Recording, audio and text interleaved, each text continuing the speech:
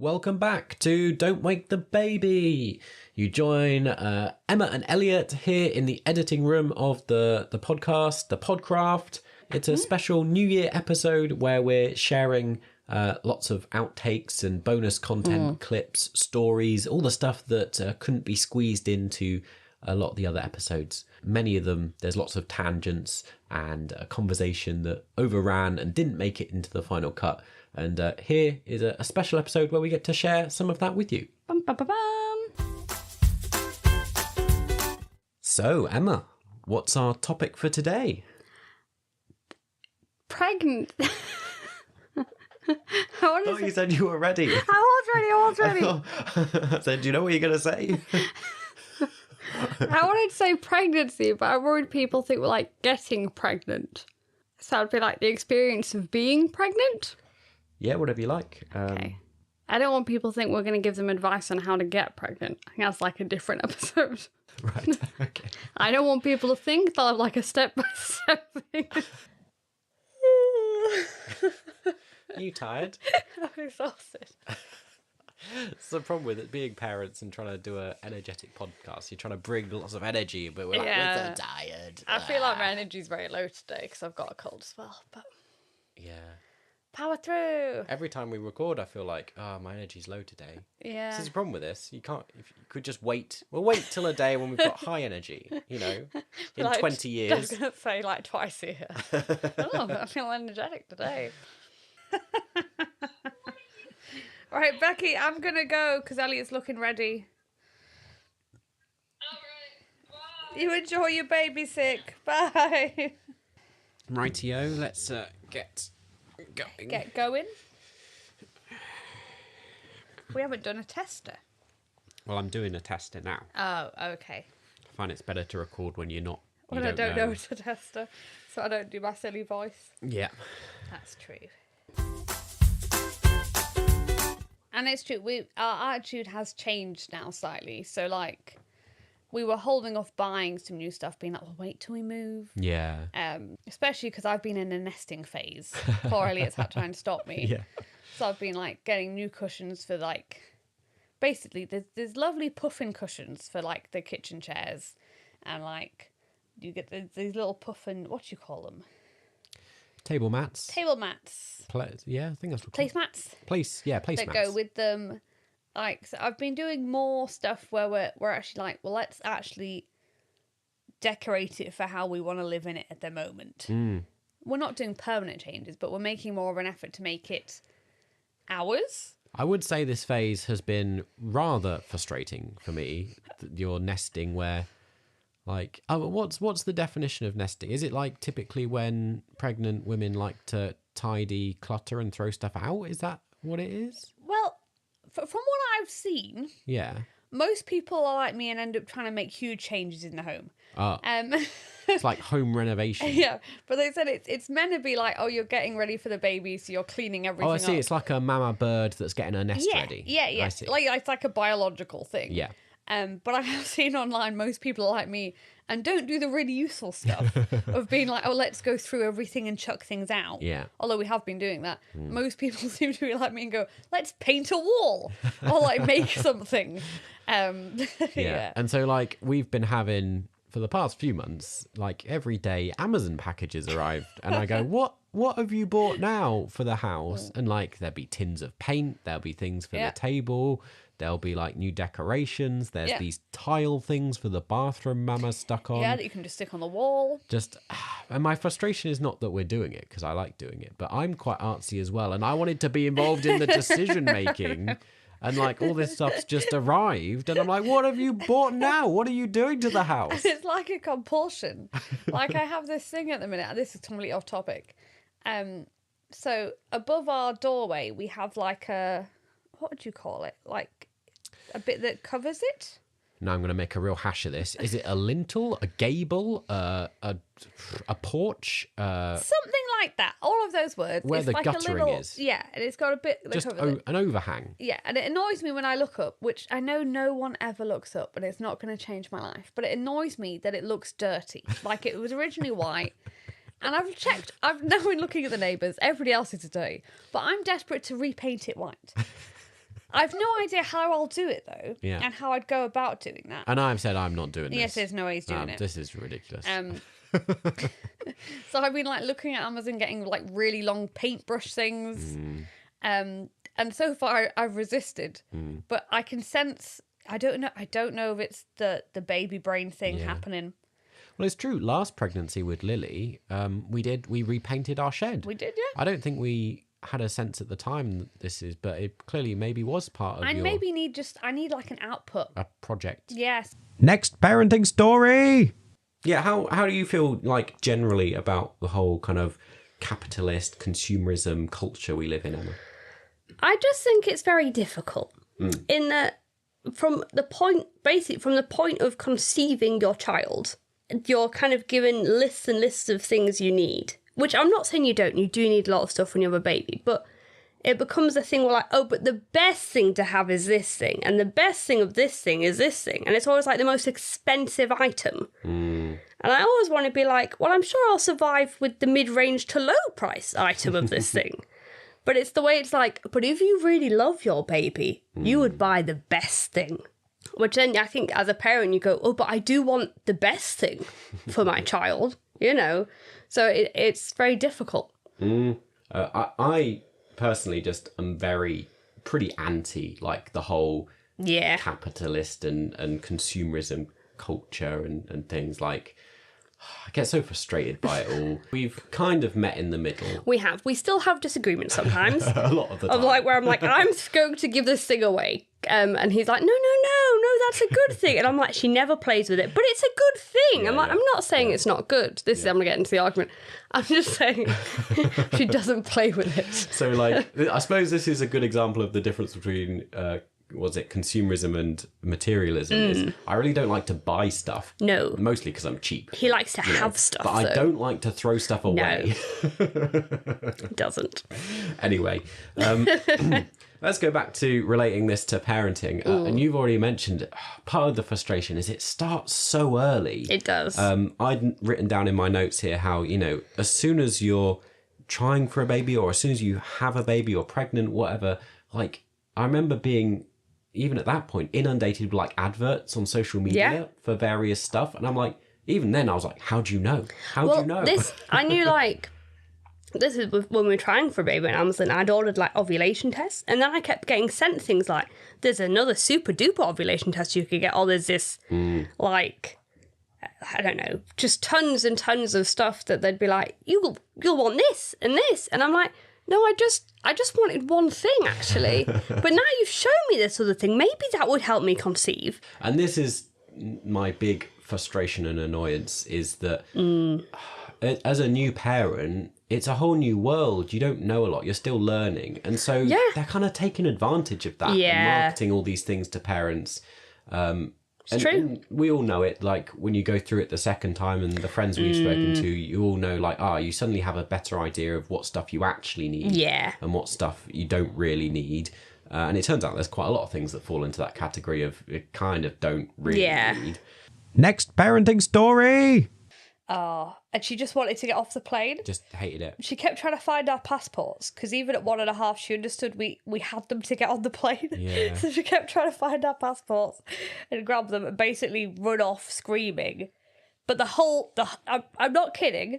The flight is like an hour. The whole hour, she was hysterical. Yeah. Like... And we talked about that rage in the car. It was like that, but more on a plane. And public. Yeah. Everybody has to see it. She was like, I can't remember how we described it. She was like she was possessed by a demon.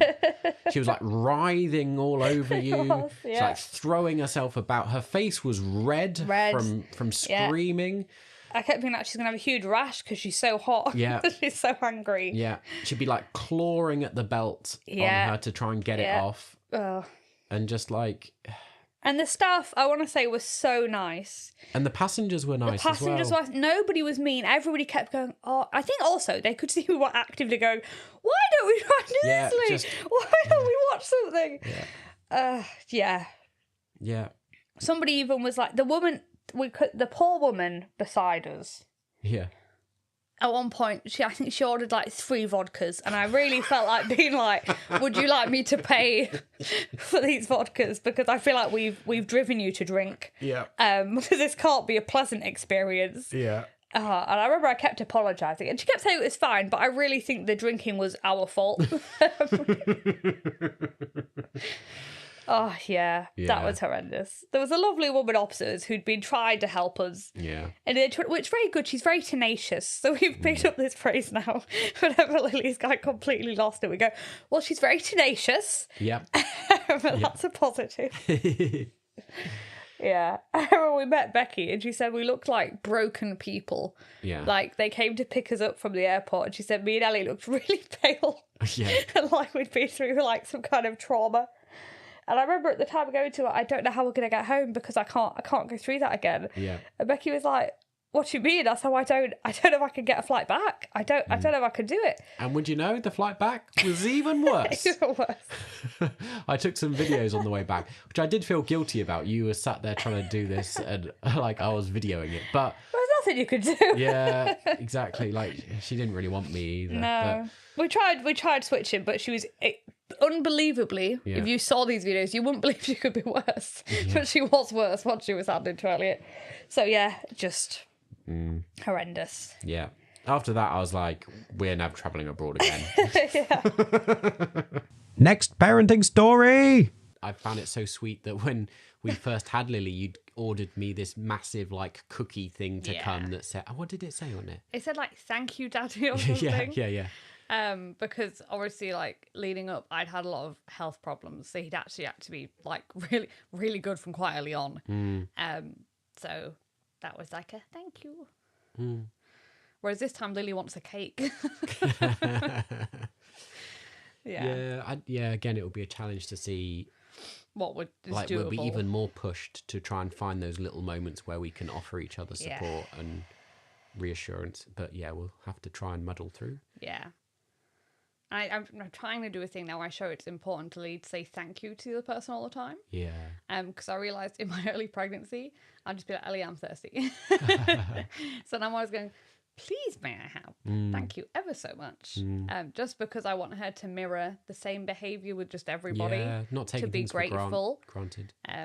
So this is what I'm trying to consciously now do.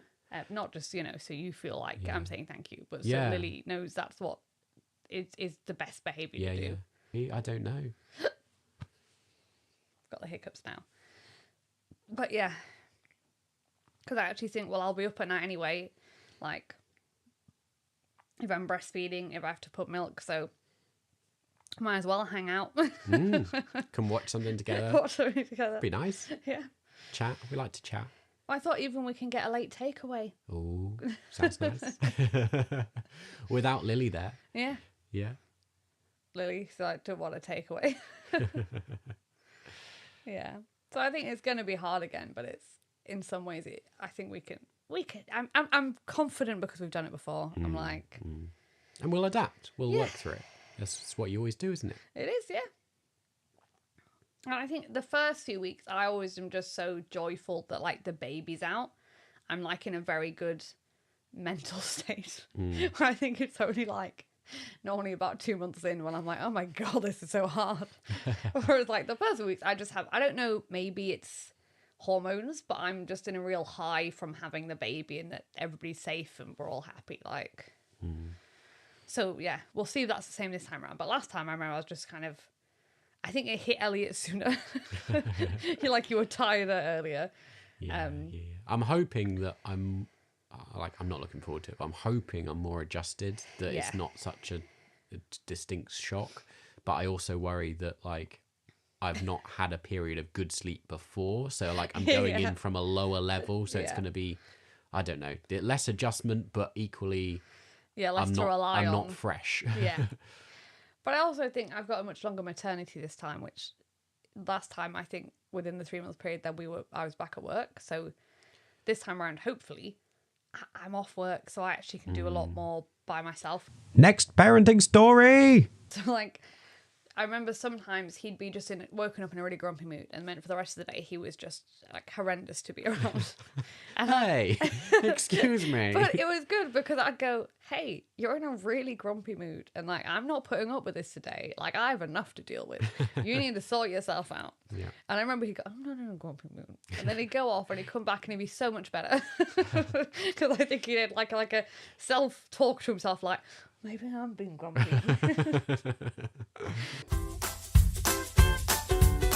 So, Emma, what's happening today? Today we have some special guests to help us sorry. Help us untangle the web that is parenting. Let's try to go for a bit of a Halloween theme. Oh. You probably won't come out at Halloween. Oh yes, that's right. We'll untangle the threads of parenting. And try and like help advise us maybe what is like some good techniques to try and ruffling, I don't know. Help. Dear. It's your one job. I don't know. Okay, I could go. Okay. Okay, do you want to ask your question again? So, Emma, what's happening today? We have some guests who are going to help advise us, and they have lots of experience with toddlers about how to maybe help manage certain behaviours. And also maybe just tips for ourselves how to manage our own expectations and things. Still a bit long. Oh. Well, you could cut half of it out. Maybe. Not one, but two guests. 2 guests. It's a special episode. They're going to chat to us about their experience of fostering. Yeah, you could just say their experience of fostering with toddlers. Oh, okay. Mm-hmm. Right. Do you want to try again? Okay.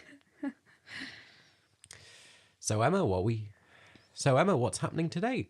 We have 2 guests today who are going to share with us their experience of fostering mainly toddlers.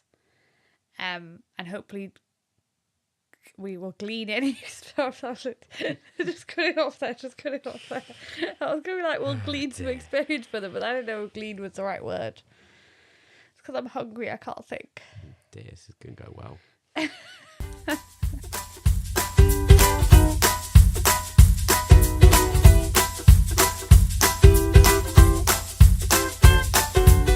This little project of ours is brought to you by us, Elliot and Emma, but also in partnership with the Kairos movement. How do you think you describe the Kairos movement? In my head, they may disagree. I dub it as hippie church. Okay, that's quite radical. So, like, it's a way to have some faith-based things without it being in a traditional church setting. That's true. In the sense that it's a reimagining of a different way. Yeah, kind of free, do you want, explore. Having said that, if you told me Kairos was hippie church, I'm not sure I would be that interested in joining. But it's very much our cup of tea of, something different. This podcast is sponsored by the Methodist Church. If you want to save your soul, listen. Yeah, I don't think that's the idea, is it? Do you have a thing for Wesley? Come to us. We're a new podcast. Are we a podcast? A show? Something? We're something. In my head, we're a podcast, but he really likes YouTube, so... We have a slight disagreement on this. I think, we do. Emma, we're a podcast who's on YouTube. Yeah. And for me, we're a YouTube show who's a podcast. Exactly. It's up to you to determine which we are.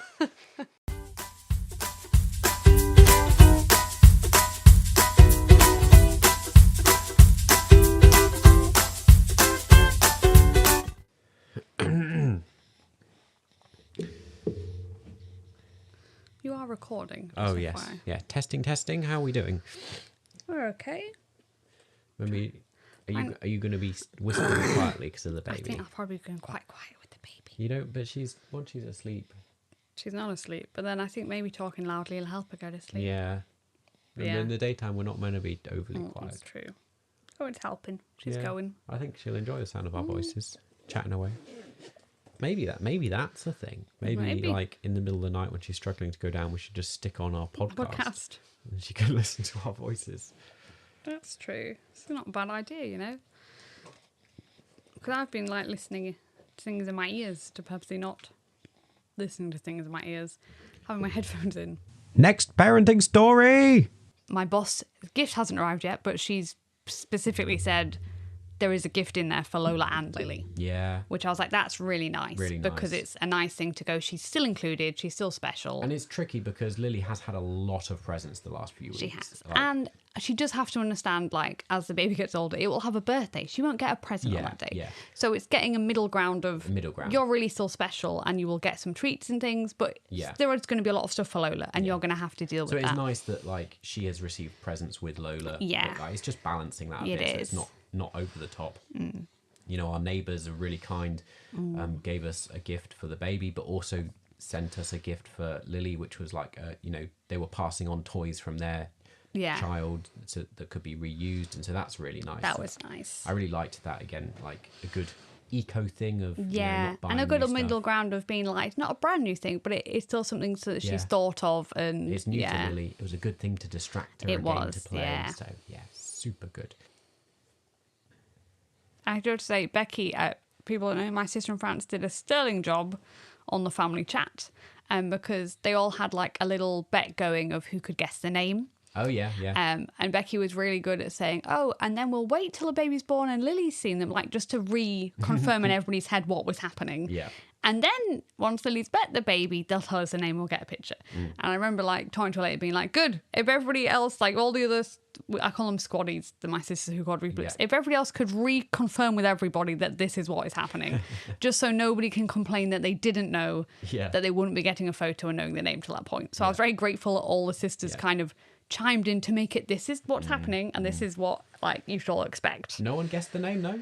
Well, there were some close calls. Close calls. Isaac got really close, so Becky's little boy, and my dad guessed a middle name. Yeah. So everyone thought we were going for a flower name to match. Most Lily. people guested. As if that's a name. Most people guessed. Most people guessed the name Rose. Yes. Which is a nice name, like the name but Rose. not the name we went for. Lola is actually named after It is a flower. So there is a link there. There is. Mostly it's just because we liked it as a pairing with Lily and Lola. Yeah, we thought it was cute. We came across the name when we were on our holiday in Wales.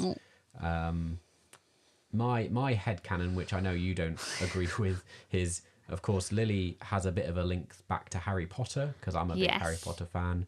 And so Lola has a vague, very tenuous link back, being a shortened form of Dolores. Yeah, so I had no idea it would have had any link. Basically, any name we came up with that we liked, it wasn't the starting point, but it was the ending point where I was like, I wonder if I can find a way to link this back to Harry Potter. Yeah. You can tell who's the bigger fan. Yeah. Not that I'm not. I just Anyway, don't have that basically, knowledge space. We'd settled on a series of names around whether we wanted Luna, Lola, Layla, Una. Yeah. So we had a range of names like that, and eventually we both just settled on Lola. Lola, yeah. Which there's no, No rhyme or reason, really. it's not a family name or anything. No. Just, Yeah. well, nor's Lily. Nope. There we go. There's an insight there. Next parenting story. Each to their own. I know some people don't like dummies. I know, you might think it's a bit early to be introduced. Whatever, Yeah. I only like it mainly because it reduces SIDS. Right. So I'm always pro it in that regard. I'm just pro it because I think It helps when they settle want them. some comfort, but they're full, it helps them go to sleep a bit better and can be quite good in that regard. Yeah. At this early stage, you have to be careful that that they're being fed properly. 'Cause, Yes, convince yeah, them that yeah. they're feeding when they're not. But Yeah. whatever. But we'll see. It may be that Elliot's just dropped his phone. It may be that she just never takes to it, and that is something we'll just have to, deal with as it comes. But Yeah. It's just interesting for her. She's quite different from Lily in that she actually, if I produce enough milk, her preference would be to breastfeed. We're not like graded all the time, but we've been doing some longer breastfeeding. So whereas Lily, Let's put it this way, she wouldn't latch. You'd have to pour the milk into her mouth. Yeah. She had no real interest. They are different. Yeah, at the same time, they're both kind of a bit lazy. Yeah, You know, true. like they don't like. You got to encourage them to feed sometimes. They do like to fall asleep and only have half a bottle. Yeah, and then yeah. It's like, what are you doing? When you know, because when she can drink like 90 millilitres quite quickly and easily, but she's like Lily, she'd prefer little and often. If you're on Spotify or somewhere else, you can, well, on Spotify, you can leave a comment or, just generally rate and follow and blah, blah, blah stuff, Apple Podcast, I don't know what happens over there. Who I'm a knows? Spotify It's gal, so unknown territory. unknown entity for us. But do the things. Yeah. That's the intro music, so it must mean it's another time for a conversation on your favourite podcast. You know what's going on, you know the deal. It's the show for sleep deprived It's the show for sleep deprived parents. Unwind. You tell him he's sleep deprived. But I'll cut that bit out so they won't know. Unwind with us, chatting about funny stories and the realities of babies, toddlers, and preschoolers. Welcome to Oaken's Trading Post. Sit with us in the sauna on this cold December day. That's cute. Oaken's Trading Post. That's good. I was worried you were going to say it's a bit weird because in the film Frozen, they do sit in the sauna naked. But they're all related. They're all a little family. Yeah. I mean, maybe it fits in because today we are talking about boobs. It's true. It's the main topic of conversation. It's the booby episode, and not in the fun way. Lily's very into going. Anytime the baby cries now, she goes, "Mummy, she needs a boob." Yeah. Anyway, I'm Elliot. I'm a quarter of the Crippen clan and half your host. That is true. I'm also a quarter of the Crippen clan and half a host. Oh, that's true. It's the same. Samesies. The Crippen clan here is, as you know, if you listen to our previous episode, we've grown to a family of 4. So we have us 2, and we have our 2 daughters, Lily and Lola. We thought we'd share a little factoid, as we always do, about some of our nicknames. Yeah. Before we get into the many different weird and wonderful things that have, I don't know, it sounds, again, it's not meant to sound sexual, but we kind of have a lot of nicknames between us. We do. Yeah. A lot of nicknames. So Lily and Lola, our daughters, have ended up with little nicknames of Lil and Lo. Yeah. And also, I call them Chicken and Kitten.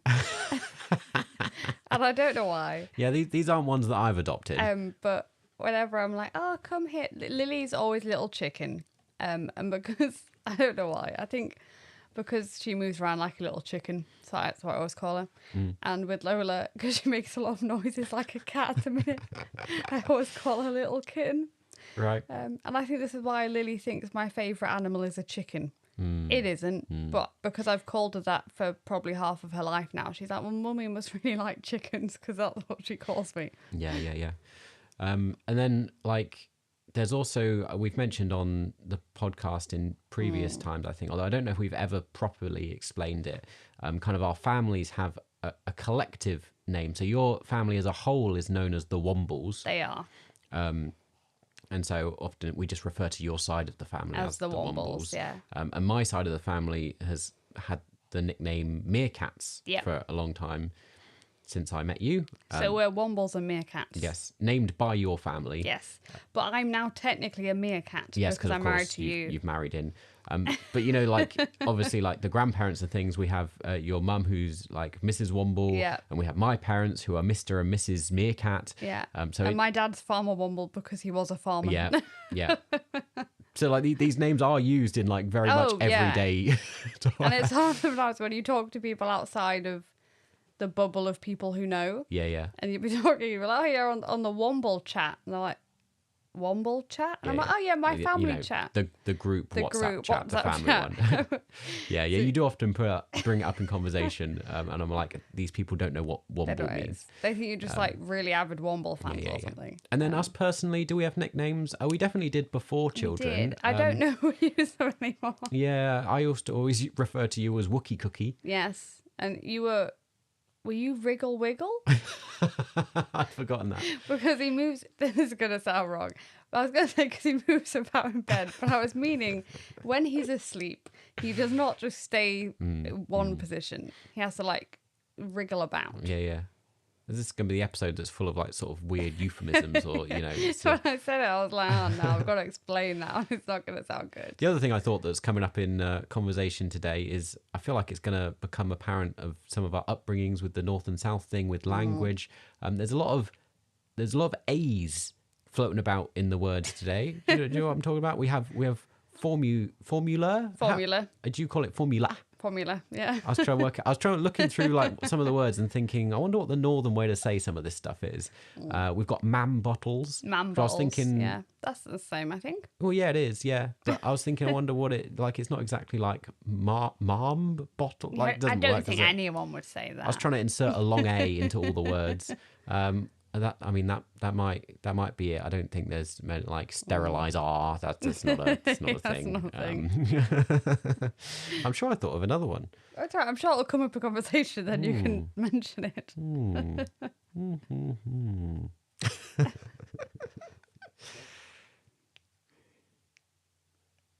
You're looking very intently. Don't worry, I'm sure it'll come up, and then you can go, "Oh, that's the word I was thinking of." He's annoyed with himself. My poor brain. I can't think of it. Don't worry, I've told you it'll come up in conversation. It's bound to. No, breast pump doesn't have it. Oh, again, not really quite right, but I was thinking this one fits. This one goes with my way. Is it? So SMA is definitely not SMA. That's true, SMA, yeah. Yeah, see, there you go. It's a southern one. Yeah, but I think I don't pronounce A as like a thing by itself as ah. Oh, okay. Right.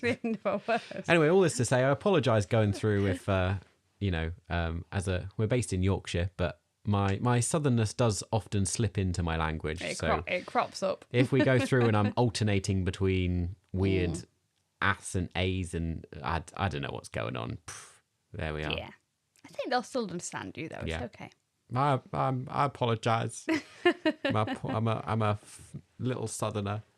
Well, we better crack on. Next parenting story.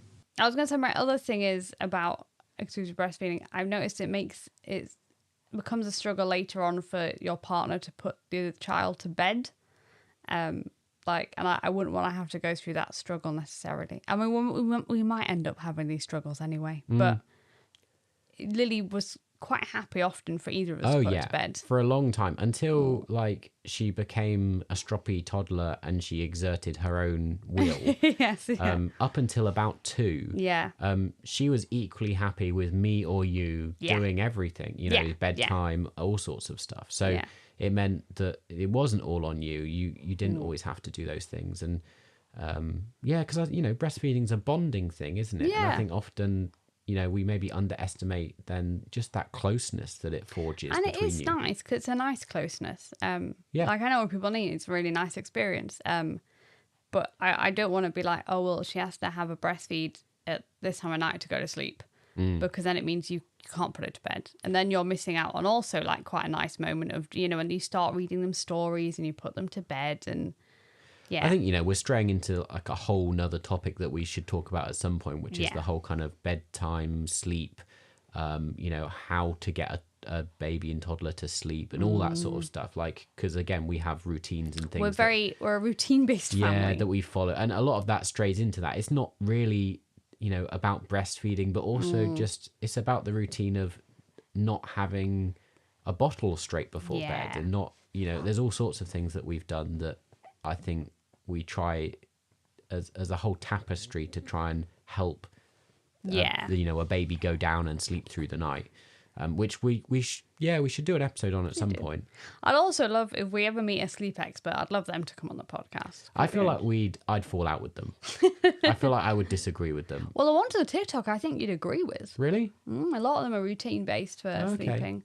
Because there's one woman saying like it was unpopular, but you should always have the same routine every night, like book, bath, bed. Yeah. Agree with that. And like she was quite stingent about you shouldn't hug them too much when you're putting them to sleep, and yeah to make it easier. Whereas I'm like I'd hug them forever to get them to sleep, wouldn't I? It's just the person I am. Because I'm always like, oh, but they really like a hug. Yeah, it's just me over here, the unloving parent. It's not that. I think you're very practical, and you're like, if we start this, I mean, it's fine at the minute because she's a baby, but once you hit like the toddler years, you're like, are we setting ourselves up? And again, with so something that's much of this that I feel like we learned first time round, or like things that went well first time round, I want to try and replicate, and a lot of that was implementing things very early. Yes. So, not getting into bad habits that you then have to rectify. And so for me, it's about at this stage, she might still be a baby, but it's trying to work towards implementing a lot of those good patterns of habits and behaviors that will help us in the long run. Yeah. I mean, I was going to say it hasn't terribly worked. Lily's currently in our bed. Yeah. But to be fair, she had a long time where she was completely happy going in her own bed. Yeah. And it's only really because the babies arrived that... When it makes sense, because why would us three be in a room and she's not in the room? Like, yeah. Right, I'm sorry, I've not been steering the conversation. We've gone off on all sorts of things again, blah, blah, blah. Is there anything else we need to cover and talk about before we head into the final segment? Since recording this episode, our baby Lola has caught Lily's illness and is like coughing, so like sicks up a load of milk. So we're having a fun and games with feeding that we didn't get to chat about in this episode. There's all sorts of other stuff we didn't really get to talk about. Things have gone a bit downhill because I've gone back to work. Things have definitely been more of a challenge. In our last episode, we said, it's going okay. It's going to get harder once Elliot goes back to work, if teething hits, if, illness hits the house. Well, guess what? All three of those things have happened. Yeah. We've got teething, we've got illness. It's been a tough couple of weeks. It has, but because my recovery's gone quite well, I'm doing You're better able at to, doing stuff. To pick up a lot of the stuff. Only within the last few days, but it's getting better.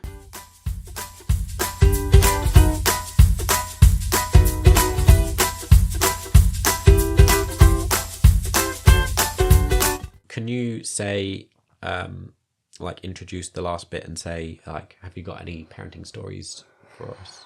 What do you want me to say? Like that. Do you have we got any parenting stories to shed? Have we got any parenting shots? Have we got any parenting stories to share? Why, Emma? Yes, we do. That was perfectly natural.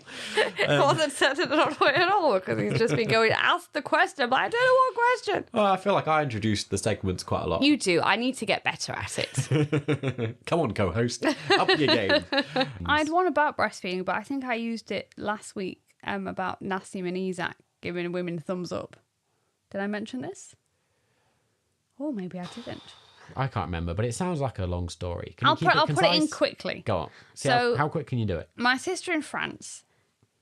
This for people who are doing bingo. You're I'm already not good at that. My sister in France, she's currently breastfeeding. And she had a big talk with her boys about how some women in public might feel like a bit, shy, or they might feel like, oh. And she was like, but they're being really brave. They're being really brave doing it. They need lots of support. She said they're out in public. And her boys literally giving thumbs up to breastfeeding women and going, and her little boy Isaac was like, courage. Or bravo. Because they're French, obviously. Yeah. And it was just so funny because Becky was like, I meant be supportive and smile, not give rounds of applause to breastfeeding women as we go single them out past. And draw attention to them and be like, that. great job, you're doing so well. She said a lot of them were nice as well, but she was like, that wasn't quite, I maybe over-egged how much we need support and how good it is for breastfeeding in public. But it did amuse me to imagine the boys really going good job as they see everybody. Next parenting story. So, the side point, Becky's son Isaac has realised if he tells the other parent said it's okay, he gets to do it. Which I do worry Lily's slowly learning. Yeah. So I do need to start getting stricter again. So Becky said at one point he was on his tablet, and Becky went, "Who said you can be on your tablet?" And he went, "Oh, Daddy did." And Becky thought, "Well, I'm having a discussion with Ive later because he shouldn't be on his tablet right now." Anyway, then Ive came in the room later. "Who let you go on that tablet?" "Oh, Mummy said I could go on it." Same thing. He was like, "Oh, spit off." That night, Becky was going, "Why did you let on his tablet today? He's been on it half the day." And I was like, "I've not let him on his tablet." But he was like, "He told me you did." And they both realised, like, he's just been telling us that the other parent has said it's fine. And because they want to be, like, a cohesive unit, they're like, sure, if the other parent said it's fine. So now every time he says something, they have to go to the other one or message them if they're not at house. "Did you actually say?" And I feel like this is the new territory we're moving into. And this is why it's quite good having your sisters who are ahead of us with parenting. To tell us. We learn a lot of tips around relationships, around parenting that are quite helpful to try and work out where we stand. But Becky said even gone into so he was at football yesterday, and you're not allowed to walk over this green bit. When you get your drink, you have to go around. And he'd gone to get his drink, and the coach was shouting at him like, "Hey, remember, you're not allowed on the grass." And he was going, "My mummy said," and she was like, "I have not said anything." Like, she was going to the coach like, "I didn't say you could go on that." So she was like, "I wonder how much he uses it at school." Like, just randomly going like, "Well, my mummy said." So she said she's going to have to have a word with it at some point and be like, "You can't just lie about what people have said you can do." Yeah. But once again, very clever, because he's realised, like, grown-ups respect other grown-ups, and therefore you can, like... kind of do that. Thank you for listening to our bonus episode. It's been lovely having you with us. Yeah. Having us with you. No, how does it work? Thank you for listening, having our little voices speak into your little ears. And anyway, it's been great being with you this series, and we're very excited to come back with another series at some point soon. New content, new stuff, new topic. Who knows what it'll be? We haven't done it yet. Yeah, who knows? And we'll keep you posted when we're gonna appear again. Yeah, pop up, appear, bidding, hello. Oh, we haven't done Don't Wake the Baby. Don't wake Don't wake the baby. I mean, if you don't have a baby, don't worry, but don't wake the teenager. Don't go back to sleep. Have a rest. Survive. Make it through. You'll make it through. Goodbye. Good so long, farewell. Happy New Year. Happy New Year.